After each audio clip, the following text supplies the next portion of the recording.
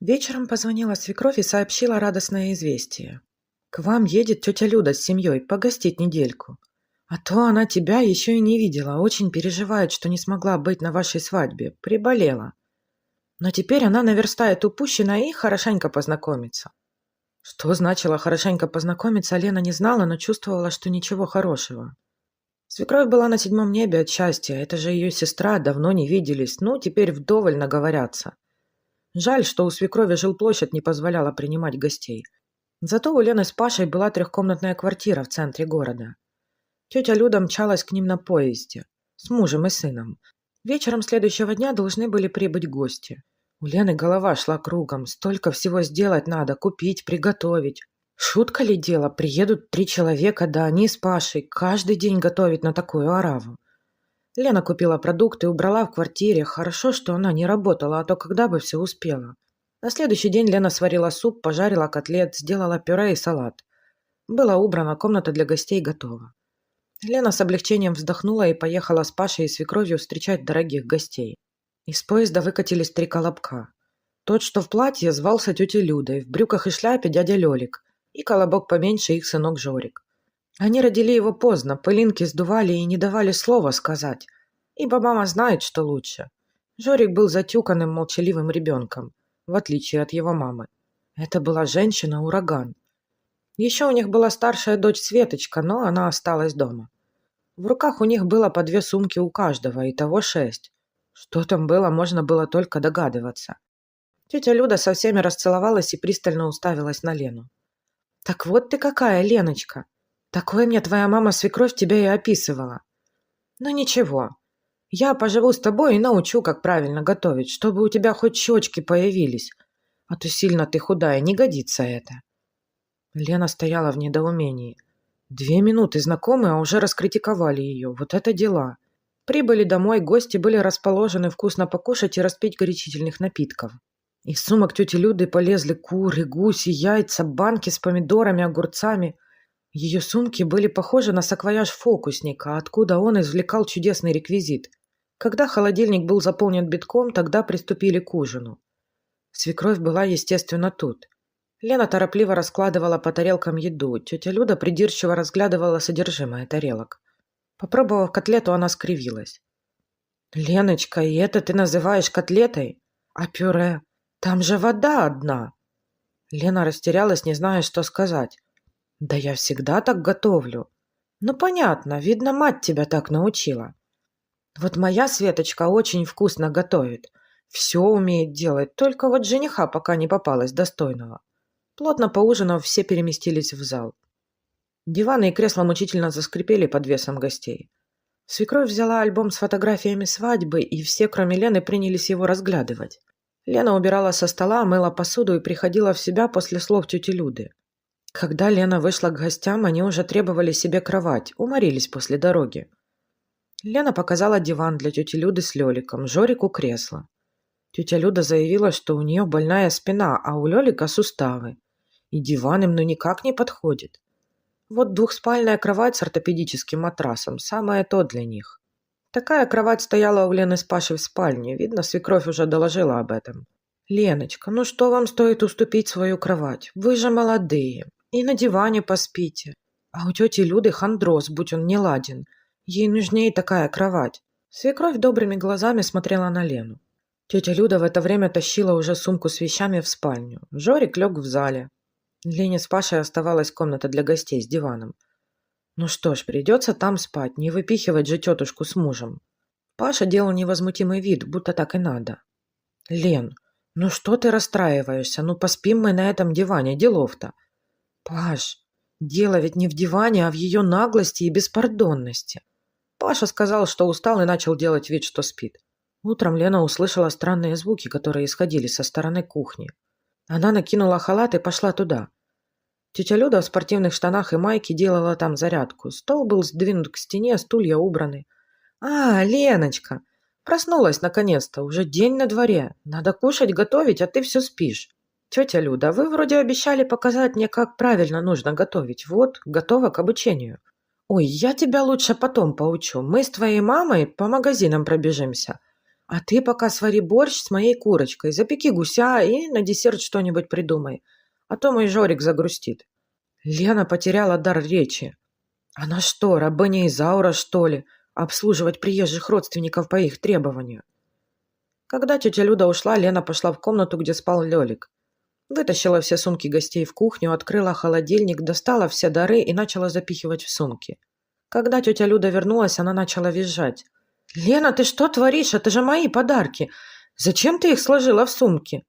«Затем, что вы едете домой. Хватит тут мной командовать. Вы в гости приехали, а ведете себя, будто оплатили отель, все включено. Раз не устраивают условия, до свидания». Тут вышел Лёлик, почесывая пузо. Увидев такую картину, он попятился и нырнул назад в спальню. Лицо тети Люды сделалось багровым. Она складывала вещи в сумки и бормотала. «Ну ты погляди, выгоняет нас. Мы ей и гусей, и курей, и огурчиков с помидорчиками. А она вот так нас, неблагодарная». Собрав вещи, они ушли, хлопнув дверью. Лена с облегчением вздохнула и принялась за уборку. Какое счастье, когда ты сам себе хозяин. Готовишь, что хочешь, спишь, где хочешь. Паша отчитал Лену за такое поведение, но ей было все равно. Она улыбалась и радовалась новому дню. Больше нежданные гости не приезжали. Тетя Люда писала всем родственникам, чтобы не думали ехать к Лене с Пашей, ибо Лена с приветом. А Лена была и не против побыть с приветом. All right, everyone's presentations are done. Nick, the manager, said as he tried to move the discussion forward. Excuse me, I haven't. I recently found out something. Nick interrupted me and began to speak. There's apparently someone in this department who didn't graduate high school and is just a part-timer. Meetings should be for employees only. Absolutely right. His lackey, Mike, of course, agreed with Nick. I'm leaving. After leaving the meeting room, I started to shut down my computer. I noticed that an email had arrived, not in my personal inbox, but in the company's shared email. Thinking, there's no point in speaking up, no one will listen, I went home quietly. The next day, I heard a commotion from Nick's desk. He was staring at his computer screen, his face pale. Nick? Is something wrong? Mike looked at the screen with him. And he turned even paler than Nick. Why is he so angry? Knowing the reason for Mike's distress, I thought to myself, serves them right. My name is Adam. My mother passed away when I was in the 9th grade, and I was raised by my father. Well, you could hardly call it being raised. After my mother passed, my father changed. He drowned his sorrows in alcohol, and though he still went to work, he squandered our living expenses on horse racing. Because of that, I had to start working part-time as soon as I entered high school. Every month, I went to the convenience store with bills in hand that couldn't be auto-deducted from my father's account. Even though I endured it because I didn't want to be alone, I reached my limit in my second year of high school and dropped out. I found a live-in job at a distant inn. Thank you for everything. The day I left home, my father, still staring at the TV, spoke. Take care. That was our last conversation. Back then, 18 wasn't the age of majority, so I needed my father's permission to work, and I couldn't hide my place of employment. Yet, my father never visited me even once. I kept working just to survive, and before I knew it, I was 42. Years of hard work paid off, and I was transferred to the headquarters. I was thrilled to be recognized by the company, as I thought I'd be working in the field until retirement due to my lack of formal education. Listen up. Our work can change the future of our employees. Don't drag us down. On my first day after the transfer, Nick, dressed in an expensive suit, spoke sternly. There was a reason for this. Our inn was located in a prominent tourist destination, known so well that everyone in the state could sing its commercial jingle. At its peak, we had 5 locations within the state. But that was long ago. Due to financial difficulties and aging facilities, only the place where I had worked for many years and the original establishment remained. I was prepared to lose my job anytime, but now there was a glimmer of hope. With the rise of social media, the tourist area where the inn was located started gaining attention again. Depending on how hard the sales department, where I was transferred, worked, we could either thrive or be forced to give up this prime location to the new hotel chains continuously popping up. For Nick, who had switched careers from another industry to strengthen our sales, this was a battle he couldn't afford to lose. I understood why he had to be strict. I will do my best. Nick sneered at my enthusiastic declaration. Did you not hear what I said? I'm sorry. I thought I was listening carefully. Out of habit from years of customer service, I apologized reflexively, though I had no idea what had offended him. Someone was watching me with a smirk. In this department, there are those who are expected to excel and those who have been shoved here because they have nowhere else to go. You are the latter. It was Mike, the section chief. He's 7 years younger, at 35. But he was called to headquarters much earlier than I was and had been moving around within the headquarters ever since. I'm not jealous, but I can't accept that he's my boss. Graduating from a prestigious university, he has an unusually high pride and caused many problems as a newbie, making things very difficult for me when I was the front desk leader. When I found out Mike was transferred to the sales department a month before me, I was disheartened. Mike is right. With just a middle school diploma, there's not much you can do. Don't even think about achieving results. As if I didn't exist, Nick remarked, I'm thirsty. Mike eagerly ran to the coffee maker. It seems Mike is Nick's lackey. I regretted being happy about my transfer to headquarters, wishing I had stayed on site forever. Send a direct mail to every company on this list by the end of the day. Nick only assigned me tasks that even a new graduate could handle. What? There are over 1,000 companies. You want me to send to all of them by today? Yes, if you and your fellow misfits split the work, even those with nowhere else to go should finish by today. I glanced at the employees typing away expressionlessly. They were worn out from customer service, only thinking about leaving on time, or were women reassigned after having children, with zero motivation for work. Even Sam, a new graduate from the same university as Mike, who was supposed to be among the expected achievers, had no enthusiasm for the job, having joined the company wanting to do customer service. I don't care what they say, I plan to quit anytime, he said.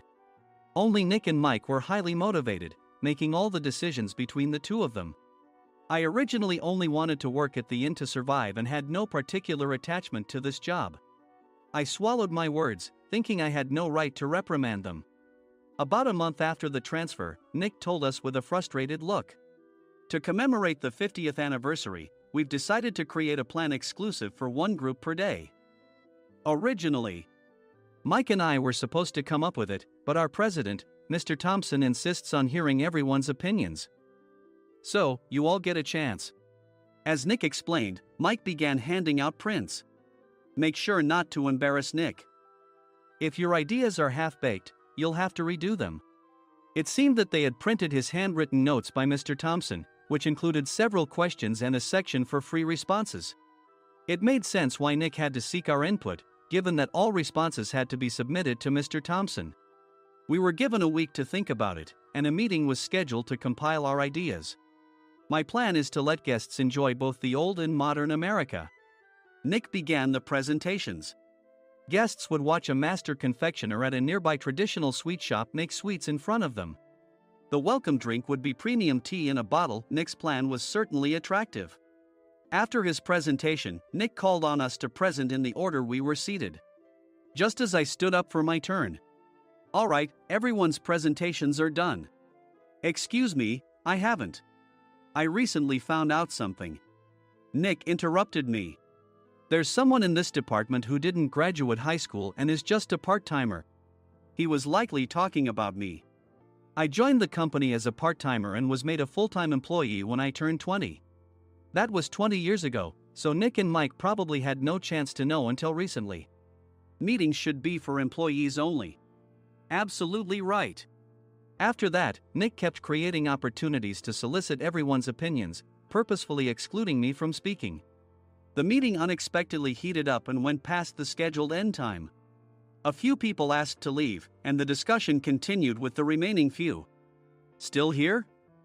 Normally, you'd leave in that situation. Though I had no attachment to the job initially, hearing kind words from customers made me want to make them happier. For someone like me, with nowhere to go, the inn was my home and customer service was my life. I felt pathetic about my current self. I'm leaving. I left the conference room and started shutting down my computer. I noticed an email had arrived, not in my personal inbox, but in the company's shared email.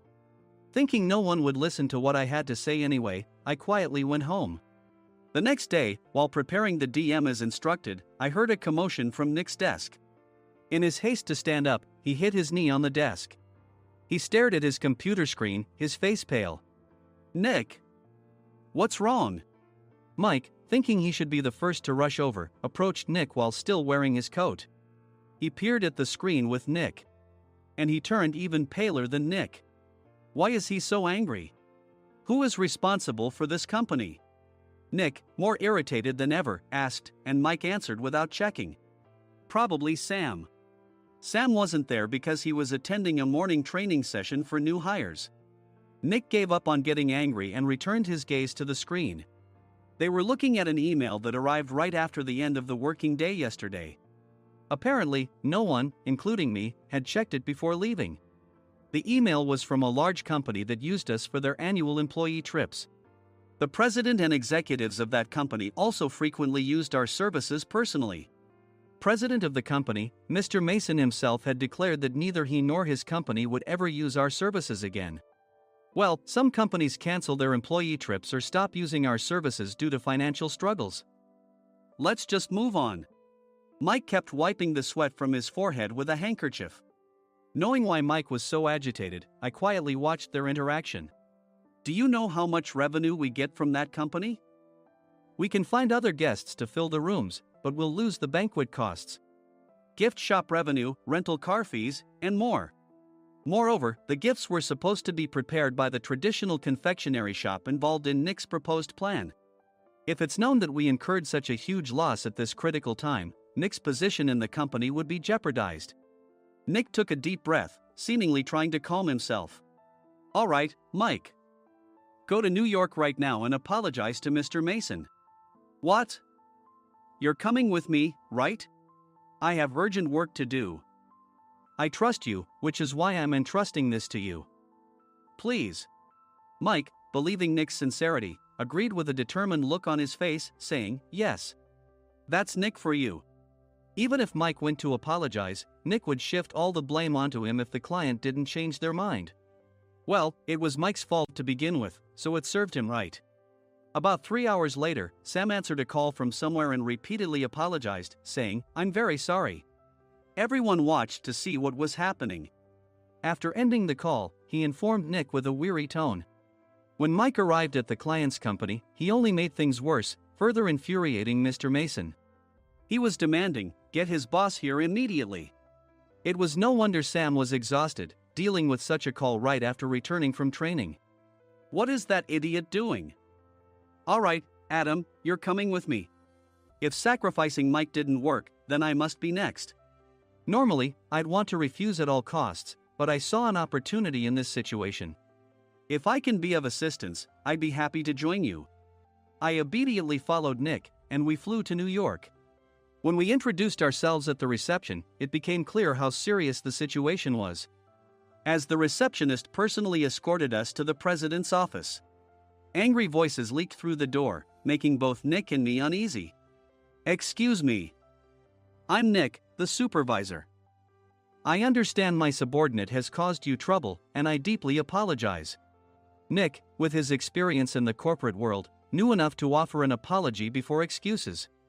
However, his customer service skills left much to be desired.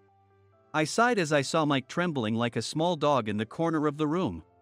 What kind of training are you giving your subordinates?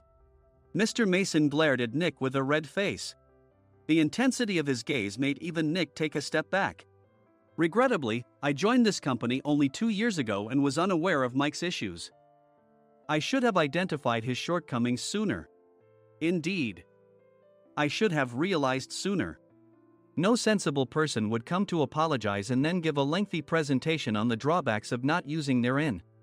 Nick froze, his mouth slightly open. Suspecting the worst, I picked up the documents that had fallen to the floor.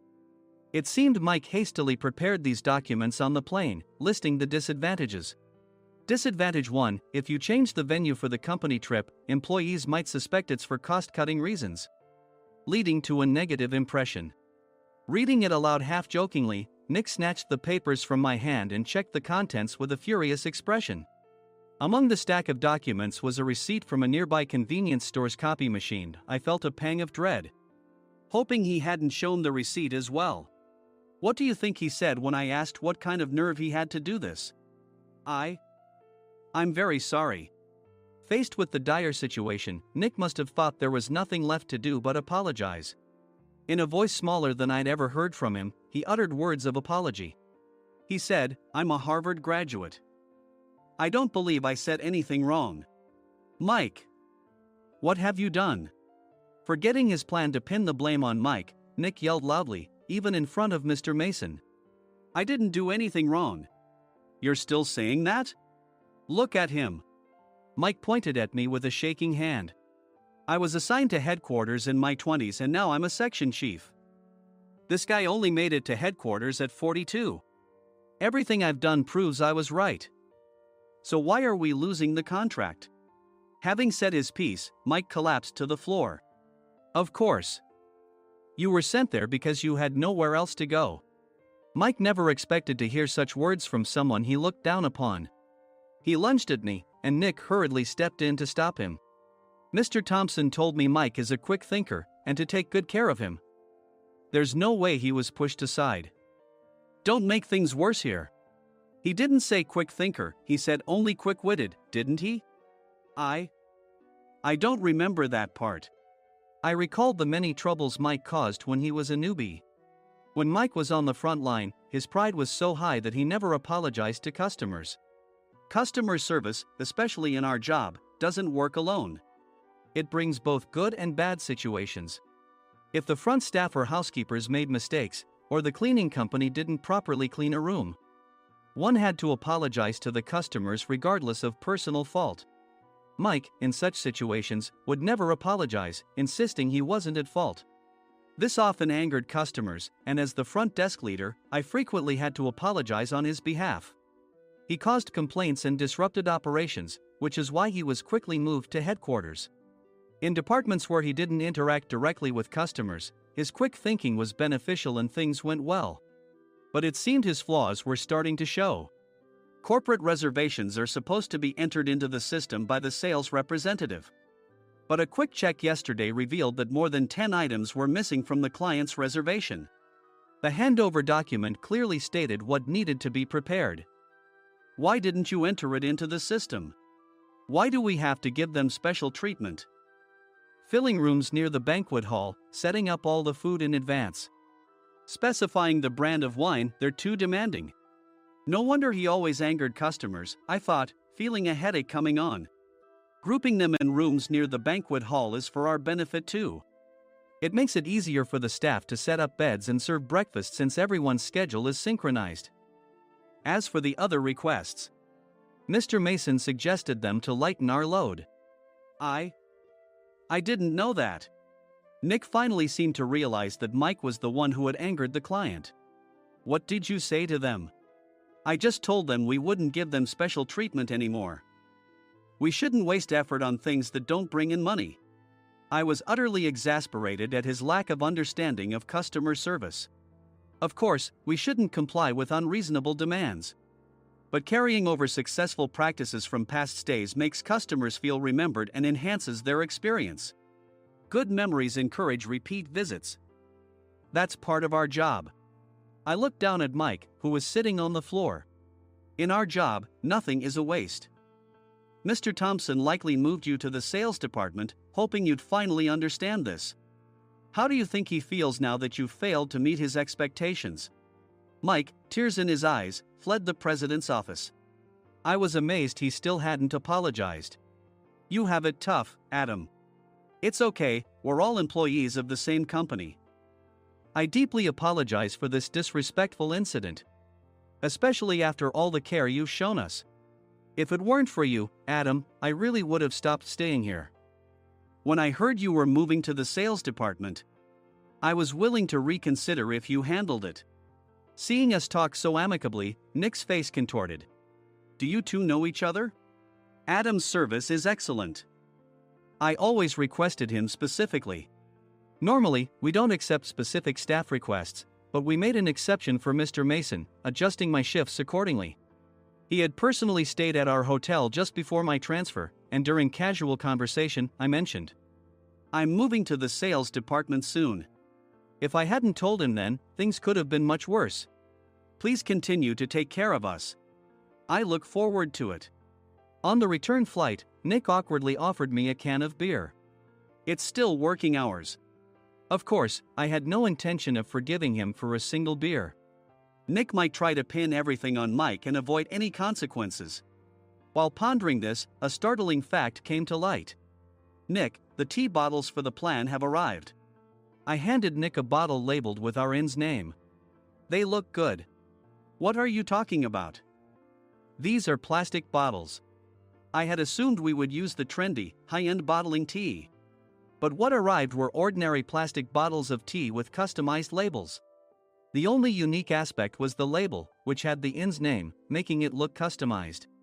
Upon further investigation, I discovered that a substantial amount of money was set to be paid to the tea company. It was priced like bottling tea. Does this plastic bottle really cost $100 each? The tea inside is specially blended for us. The extra cost is for that. Wouldn't it be better to use another tea company? Or is there a specific reason we must use this one?" As Nick continued to make excuses, I showed him a printed email. I informed the tea company's president, Mr. Mitchell, that we discovered irregular payments and he confessed. He said you two were high school classmates and planned to split the extra money. That idiot. Why did he confess? That's not important. You should worry about yourself. This could turn into a police matter. Opening the bottle cap, I suggested. How about calming down with this tea? It supposedly has a relaxing effect. Nick drank the tea frantically. In the following days, decisions were made about their fates.